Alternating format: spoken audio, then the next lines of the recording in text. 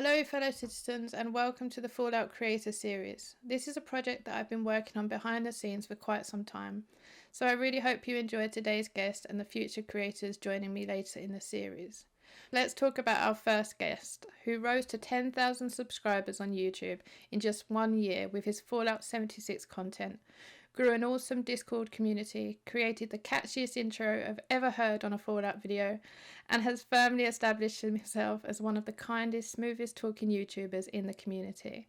He is also incredibly humble and an absolute delight to talk to, so I'm really excited to be able to share this with you all. Government officials insist that this is an isolated incident.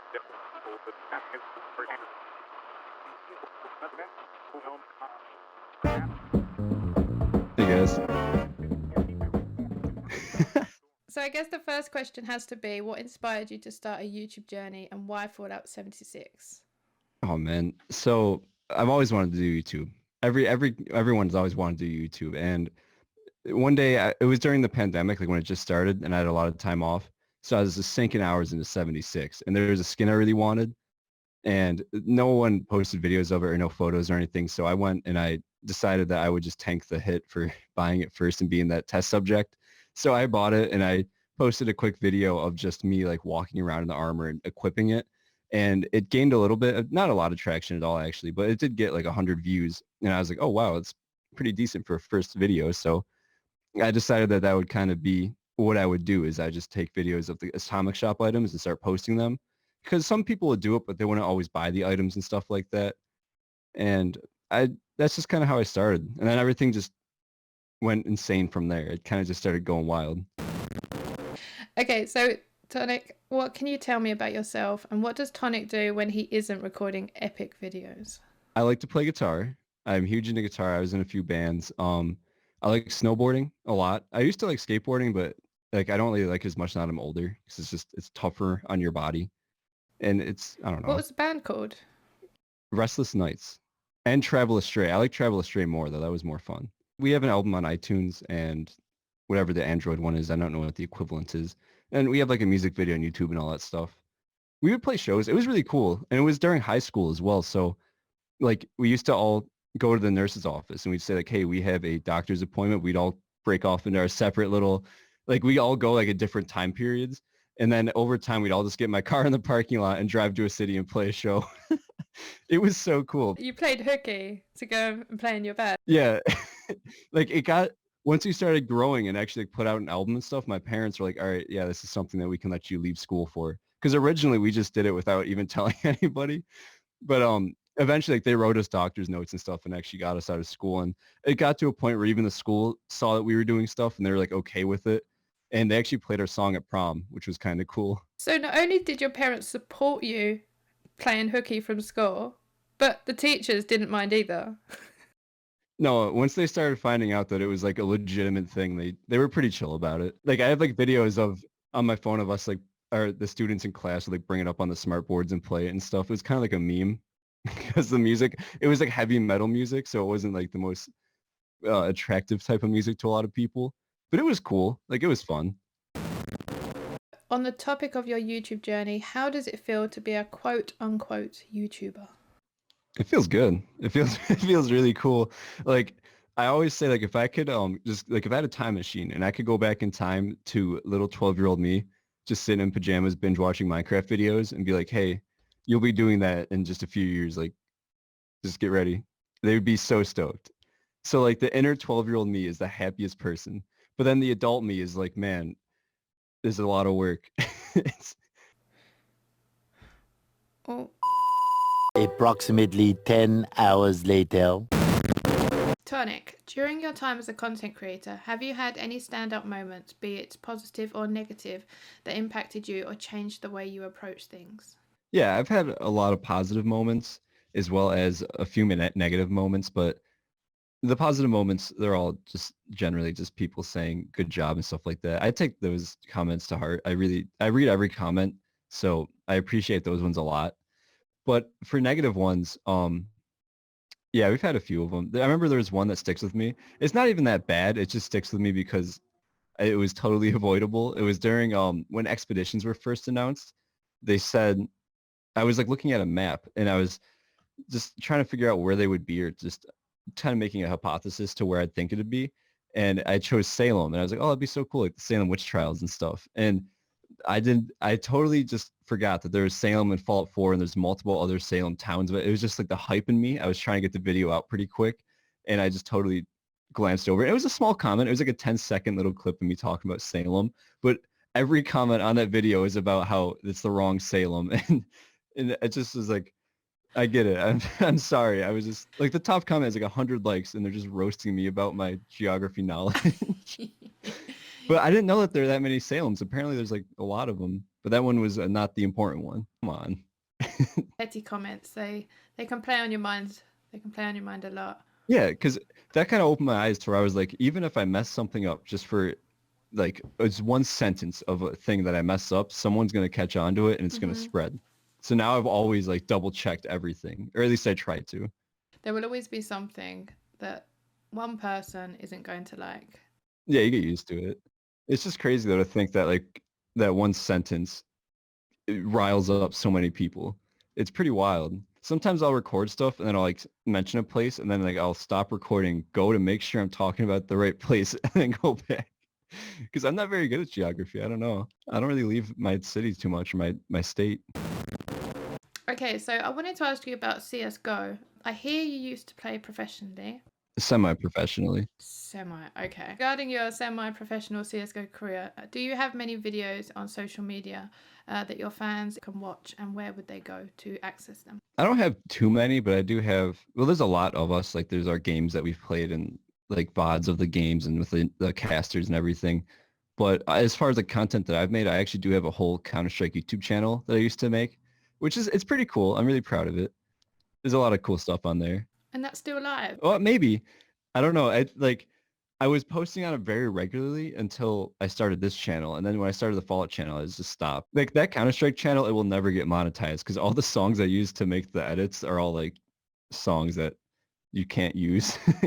I never planned on making money on that YouTube channel. But there's cool videos though. It's called Tonik TV, I think it's called. I got my jersey here. I don't know if I've shown it yet. This is my jersey for my team. I'll cover my name up, but Tonik. I'll put it up on the screen, so it'll be flashing up on the screen somewhere about now. Yeah, on the videos, there's a few of them when I reached FPLC, the Face of Pro League Challenger, which is like very prestigious. I was very lucky to get into that. And it was kind of nuts. Like when I was bartending, I didn't have to work till 4. And so I would wake up at like 8 in the morning and play Counter-Strike till 3 and then go to work. It was nuts. It was brutal. It was a whole summer just to get into FPLC. It was a very big commitment. We had 2 games last night. We won our first one and we lost our second one. I was happy with the first one. The second one, I hate playing games late at night. So I was tired and like I was just trying to stay awake. I had like a G Fuel. That'd be such a good plug right now, like G Fuel. I know, I'm a big G Fuel person. It's kind of cheesy, but I like G Fuel. It's not cheesy. PewDiePie is sponsored by G Fuel. I have his shaker cup. So when I'm not making YouTube videos, I like to watch photography and filmmaker channels like Sam Newton and Peter McKinnon. Who would you say you like to watch on YouTube that isn't a gaming channel? Mainly just like a lot of music stuff. Like this morning I woke up and my first like hour of being awake, I was just watching guitar videos because I play a lot of guitar. So I was just watching like these crazy riffs that I was trying to learn. And then I just like chill stuff if I'm not gaming, like some comedy. I like Critical Penguins. Who else? Trout and Coffee is really cool. You might like Trout and Coffee. They make like just really relaxing stuff. Like they go out to like Airbnb cabins and just film like super cinematic shots. They're beautiful. Trout and Coffee is really low key. They're a very low key channel, but they're absolutely awesome. Do you have any favorite gaming channels or favorite YouTubers? Favorite YouTube channels? Definitely Moist Critical. He's the boy. I also really like Hardcore Keem. It's like this dude that he like just does reaction videos to new songs. So I like to watch music videos, and it's nice to like watch it with someone else, if that makes sense. Like it's just kind of his face and he like just talks about the music and I'm like, oh, this part's so cool. I like that. It just makes me feel not lonely when I'm up here in like midnight watching a music video. But so I like that one. And as far as like gaming content goes for Fallout, Firebase Prime, huge shout out to Firebase Prime. Banging content. It's 10 out of 10. they don't really post a whole lot, but when they do post, it's better than my Fallout content. It is absolutely amazing. And I think they're at like 400 subs. So we need to get them up there. Yeah. And that's it. Some people post once a month and they spend a lot of time on their videos, depending on, it's like when we spoke about earlier about some videos take a lot longer to edit and others don't take as long, but they can be just as good, if not better. Yeah, Fallout community is nuts. Like they're just wholesome, very wholesome people. If I'm having a bad day, just go on Twitter and I get happy. It's really funny that you say that because my next question legitimately was, who do you watch in the Fallout community? In the Fallout community, like everybody. So like the big ones, obviously like DTD, SH, Survivalist, like all of them. I just watch just to see what's up and we talk and all that. TYR, I like TYR a lot. His builds are they're really wild. The other Fallout creator that I like a lot that's like the biggest one is definitely TKS Mantis. I like Mantis a lot. I just like because he goes back to like the older games and has like he's an older person. I'm pretty sure he's like a full grown adult. Like I still consider myself a kid and I'm about to be 23, but he's like an adult and he played like the older games like when they came out and he just has like crazy stories about when he was a kid playing Fallout 2 and stuff. It's really cool. Like TKS though, he'll talk about like how he's on his dad's computer playing Fallout 2 and it's just kind of cool because I remember like when I was playing Fallout 3 when I had like a snow day at school and I was just reading the manual next to me and I was playing the game. It was so cool. So I like those. Like it feels more personal, I guess, when they have their own stories to complement the lore. That actually leads me to my next question, which is when did you start gaming? And have you always played the Bethesda franchise? I've been gaming since I was born. Like straight up, like when I was 2, I had the Game Boy I was playing. I was huge into gaming. There was like, I remember when I was really young, the Game Boy came out and I just played Tony Hawk. I didn't even know like how to do anything. Like, I didn't even know how to like write my own name, but I was doing kickflips and stuff. Like it was really cool. I've always been gaming. But then I remember like, I don't know, I just remember playing a lot of games and I remember I didn't even know what swear words were and I was playing Call of Duty and they were swearing in Call of Duty. My mom got mad at me because she was like, hey, we can't be playing that game. They're saying bad words. And I was like, I don't even know what these words mean, Mom. I'm just trying to play a game. But I've been gaming forever. But as far as Bethesda games go, it was like 2009 or 2010 when I got Fallout 3. And I played Fallout 3 until now. So like 11 years. I'm a huge Fallout 3 guy. But I remember when I was playing Fallout 3, like there wasn't any, like YouTube wasn't a thing. Like I wouldn't go on YouTube and search up how to do a quest because there weren't videos like that. There's none of that stuff. I had to like talk to my friends and have them tell me and then remember it. I remember like if there was a game breaking glitch, like you were done. You had to restart the whole thing. It was horrible. I remember when I got 76, I pre-ordered it the day it was announced. Like I was super stoked. And so I was gonna get the game right at launch day and start playing. I took like the day off work. I was super stoked. And then I got like a shipping update. And I was like, why is my game code shipping? And I was super confused. And then so I tracked the package and it was like, sorry, your package is delayed. It's coming a day late. So I was like, oh, what is this? And so I took off work, couldn't even play the game. Then the next day I come home from work and I have a paper circle that got delivered to my house that had a game code in it. Like it was a game case. You opened it and it was Oh just my a God. code in the game case. I know, I was so mad. That was my first experience with 76 besides the beta. So, whilst on the subject of Fallout 76, what are you most excited about regarding the Fallout 76 roadmap? Oh man, it was expeditions, but I'm sort of changing it to camp pets. I don't know why. Like expeditions got me super hyped and all, but camp pets I feel like are gonna be pretty sweet. When are they coming on the roadmap? I can't remember. That's in the winter, I think. I can't remember off the top of my head. Yeah, I'm excited for those. What about the like the camp builds? Have you played around much with the having 2 different camp builds and 2 different player builds? Yeah, I did that whole like make the free survival tent thing, and that's kind of where mine is right now. Because I still do use it. Like I have Fallout first, but I still will place down just like a workbench to scrap stuff. That's kind of what I'm doing with it. I'm not really doing too much. I'm not much of a camp builder. Like I like to do it, but it's just I don't know. It's intimidating when you see the other people's camp builds. It's like a really heavily weighted seesaw.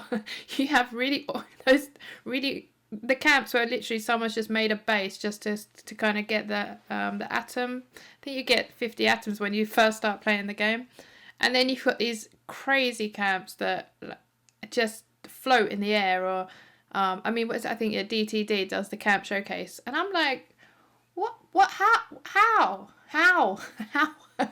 They're so intimidating. Like sometimes I have a cool idea for a build and I'm like, oh, I want to do this. And then I make it and I'll just start looking at it. I'm like, no, this ain't it, Chief. This isn't going to work. What are your thoughts on the most recent Fallout issues regarding the spawn issues that people have been talking about on Twitter? It's rough. I don't really just see that issue because I play in my private world a lot. Like I go in social worlds for like my dailies and literally just to walk around and give people stuff. That's the only reason I play.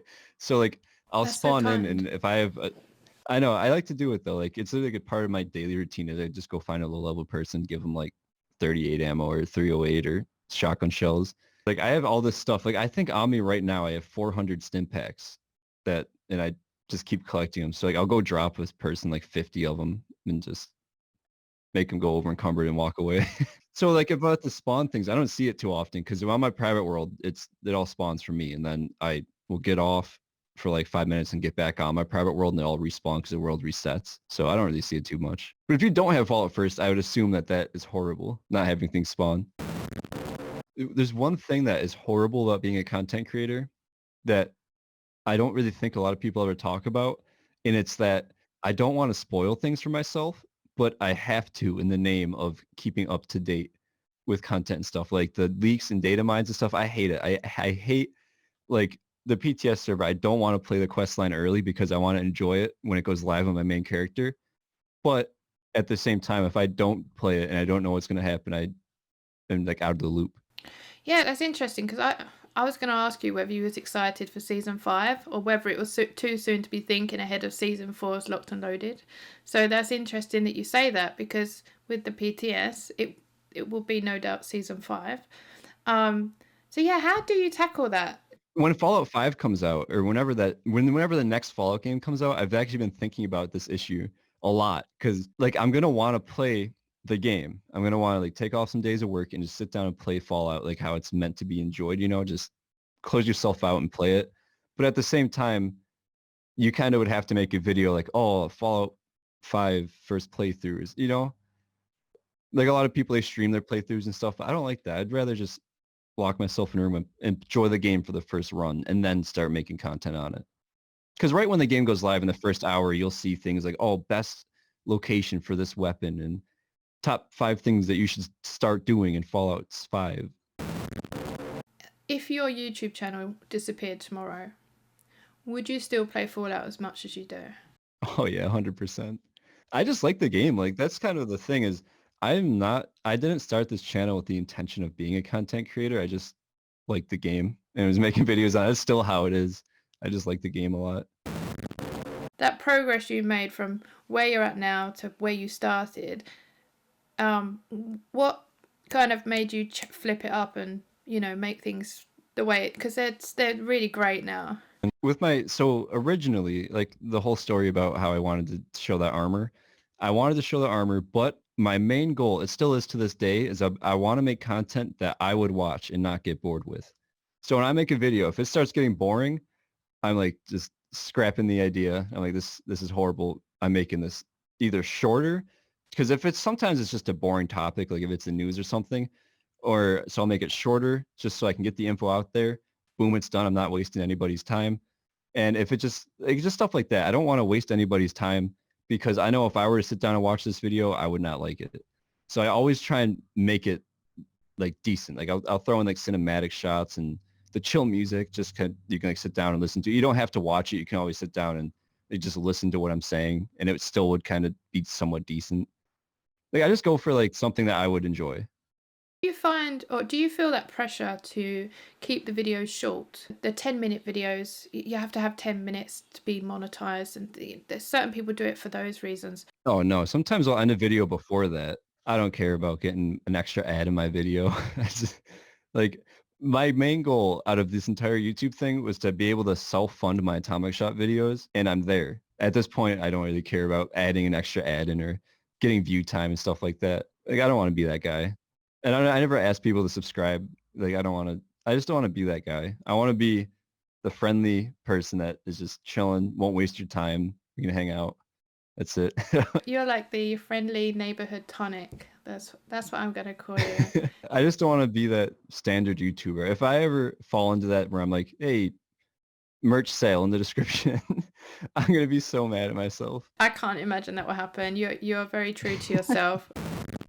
Tonik, what would you say your biggest strength is? And if you had to give one weakness that you have, what would you say they are? My biggest strength is that I'm always chilling, 24/7. I'm maximum chilling. Like I don't get mad. I don't yell.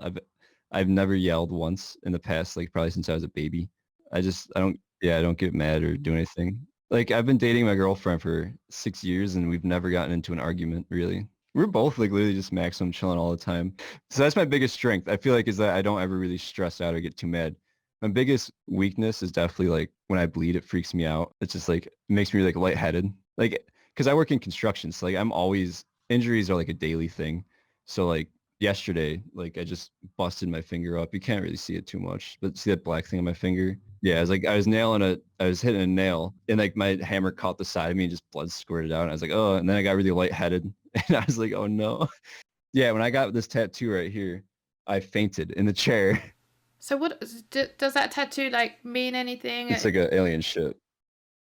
I just think it looks cool. It looks cool. Yeah, I don't really go for meaning too much. That's so Tonic. It just looks cool. It was my vibe on the day. Yeah, it's just I like aliens. I like space. It's kind of cool. I don't know. When I was getting the tattoo, like I said, I'm not good with like my self injuries. If I hurt myself, it freaks me out. So like when I was getting the tattoo, I was in the chair and I just remember it was going decent. And then like I started to like get the skin started to get like really raw. And I was like, oh no. I was like, I'm getting lightheaded. And then I guess that they looked at me and they're like, are you okay? And I was like, yeah, like I'm good. And then I just remember I woke up just super sweaty and they're like giving me like apple juice or something. And I was like, oh, you guys can keep going. I was like, you guys are good. They're like, are you okay? I was like, I don't know. I was like, I think so.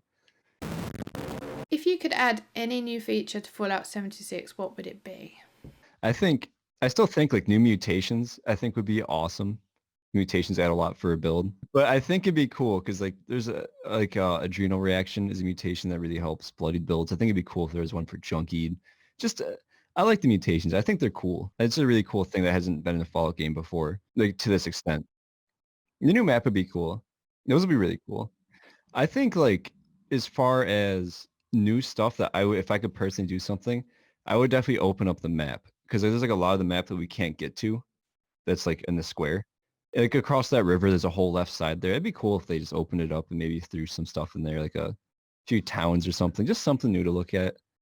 I think we're gonna get a spin-off Fallout game before we get another one. What you think we'll get a spin-off before, say, Fallout 5? It'd be something because like New Vegas was made by a different developer than Bethesda. It was made by Obsidian, and I feel like with now that Obsidian and Bethesda working together, hopefully that's the case that we get another like Obsidian made Fallout game or something along those lines. I know that they're working on an unannounced project over there, so hopefully it's another Fallout. There's been like a lot of like little things here and there, but it's really tough because like you don't want to get your hopes up too much, but it does seem like it could definitely be a Fallout. Obviously, on your channel, you play predominantly as a female character. Have you ever had any kind of negative comments about that? Yeah. I've had a lot. Yeah. Not a lot, but definitely a few. Well, how do you feel about that? Because in my opinion, it doesn't matter. It's a game, and you should be able to play however you want and as whoever you want. I don't really care too much. I just like girls.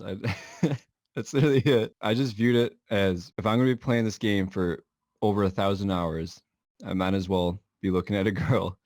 It just made sense to me. I never really like at first that was kind of it. And most guys play as girls actually, so I don't know why there's so many people that are against it because like 80% of the people you see in game are girl characters that are guys playing as girls. I don't know, it's just weird. People get like kind of weirded out about it. And they try and like add deeper meaning to it and stuff as well. And it's like just playing as a girl. When I first started playing Fallout, a Fallout creator friend, I was playing as a male character, and he said to me, "Why are you playing as a male character?" And he was playing as a female character. And I was Yeah, just, I was so it's so dumb. awestruck by that I just don't think I could even answer him. I just baffled me. I was like, are you Yeah, it's like, serious? see, mine's not even like that. I don't even like. I'll just make a girl. I don't know. Did you celebrate when you hit 10,000 subs? And if not, what are you planning to do? I kind of celebrated, not really. I was actually more so like horrified because I hit 10,000 subs a lot faster than at first I never even expected to hit it. But then when I got to like 9,700, I was like, oh, okay, maybe I'll hit 10K subs this month. I'll make a video. We'll be good. And like 2 days later, I'm at 10K and I was just sitting there and I was like, I have so much work to do to make this video. I hadn't even thought of what to do for a face reveal. Like that whole entire skit was written up like a day or two before I did it and recorded a day because I hit 10K on that Friday because it was while I was making my Friday video and I released that on Sunday. Like when I hit it, I was like super hyped for like 10 minutes and then I was like, wait, I have to make a face reveal. So I instantly got super scared and I was like, oh no. We interrupt our program to bring you this important message. Hey everybody, this is Three Dog, your friendly neighborhood disc jockey. What's a disc? Hell if I know, but I'm gonna keep talking anyway. What rhymes with shoes and often gives you the blues? That's right, it's time for the cashews. Okay, that doesn't really rhyme. How about news? Until next time, this is Three Dog. Ow! Here's the latest news. Unemployment is down, stocks are up, and the UN has just declared global peace forever. Now the real news. Thanks for listening, children. This is Three Dog. Ow! And you're listening to Galaxy News Radio. We're Radio Free Wasteland, and we're here for you. Hello again, America. This is John Henry Eden, your president. There are some things we should talk about, if that's all right. I've been thinking quite a bit lately about something we can all relate to. Something I am referring, of course, to our great national pastime, baseball. Before we were devastated by atomic war, each state had its own professional baseball team. Imagine the perfect 10,000 subscribers? I gotta make a video.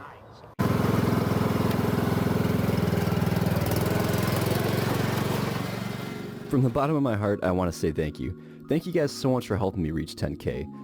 I wanted to ask, what advice would you give to anyone dreaming of starting a YouTube channel?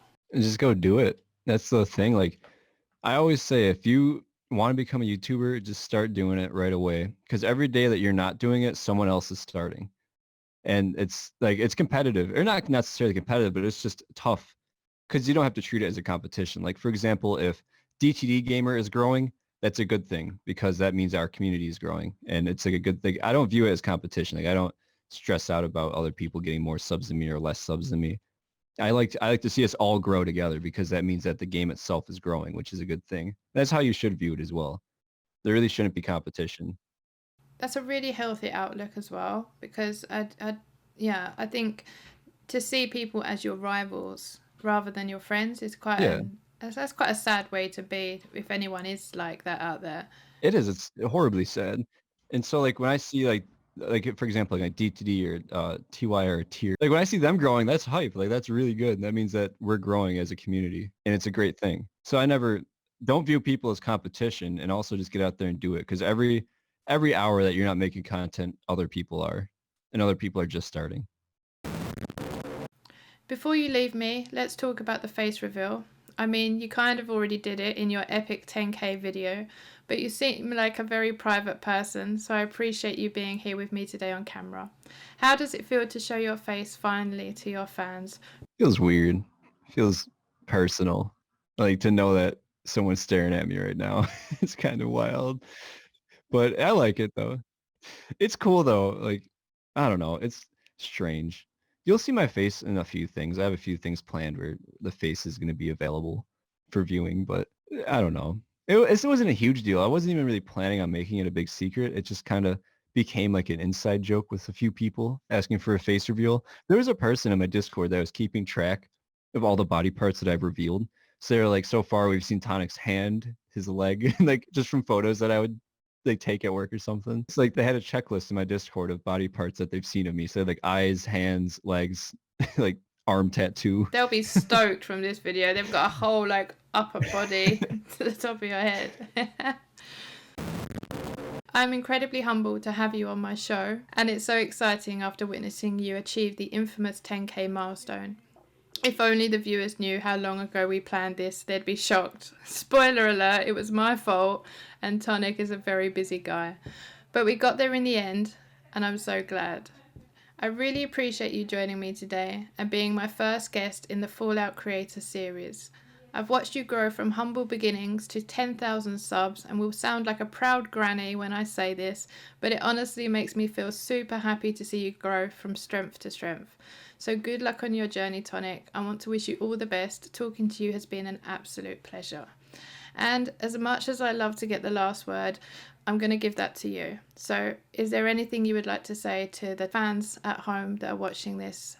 A massive thank you to everybody for stopping by and watching. I also wrote down right here a few shout outs I want to mention. I got Argent Deer, Damn Moose, Assaultron Gaming, or Frank Horgan and reincarnated. He changes his name a lot. Sammy, Blackburn, and Robo. Those are all some huge homies that have helped me a lot in the YouTube career. And as always, the channel members as well are super helpful. They're actually extremely helpful with funding a few of the Atomic Shop videos when things get pretty pricey. Chad of Fallout 76 podcast, Timothy James, Asdeath93, Heather Henderson, Yosevated, Patrick Ruda, 23 Icefire, Jay Smith, Argent Deer, Bazzer Double Frang, Ice Cream Manny, Chris Decker, Robert Kennard, Theodore, Captain Awesome, Digital Aardvark, Lone Samurai OG, Diathan Gaming, Christy Mellon Schwitz. Thank you. You guys are amazing and I love you. Thanks again, Tonik. And from me, CTZNGiRL, thank you again for watching the very first episode of the Fallout Creator series with Tonik. Stay tuned for my next guest, who I can't reveal just yet, but I will say that he is... Peace.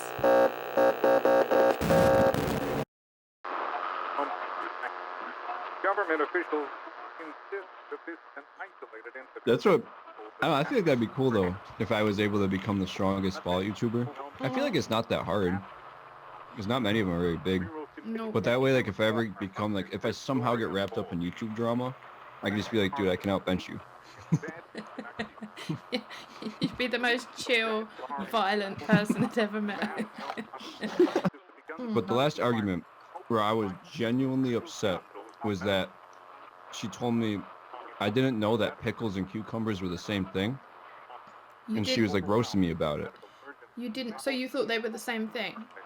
No, I thought that a pickle grew in the ground and a cucumber grew in the ground. I didn't know that a pickle is a cucumber. No, I didn't. Wait. Yeah, you didn't know that either then, huh? Pickle is like a gherkin. We call them gherkins. A what? Yeah. A gherkin? Yeah, we call them gherkins. Or we call them wallies. So, yeah. So so if you go to the fish and chip shop, you'd buy a gherkin or a wally, and you have it with your That's fish wild. and chips. Yeah, there you go. But no, I didn't know that. See, I would totally say something like that, and Kim would completely roast me as well. So, yeah. See, Yeah, because I like cucumbers, yeah, cucumbers. but are I hate amazing. pickles. Yeah, I was like, I hate, and she was like, do you want pickles on it? I was like, no, I hate pickles. But she was like, you like cucumbers? I was like, yeah. She said, they're the same thing. They're just a pickled cucumber. Like, it's like the way that they make it. I was like, no, they're not. I was like, you're wrong. And she was like, no, you're an idiot. And now she just roasts me all the time whenever I go out and get like It's food. quite funny. Wait, so you don't like, so you do like pickles or you don't? Because gherkins are I don't like amazing. pickles, but I like cucumbers. Oh, God.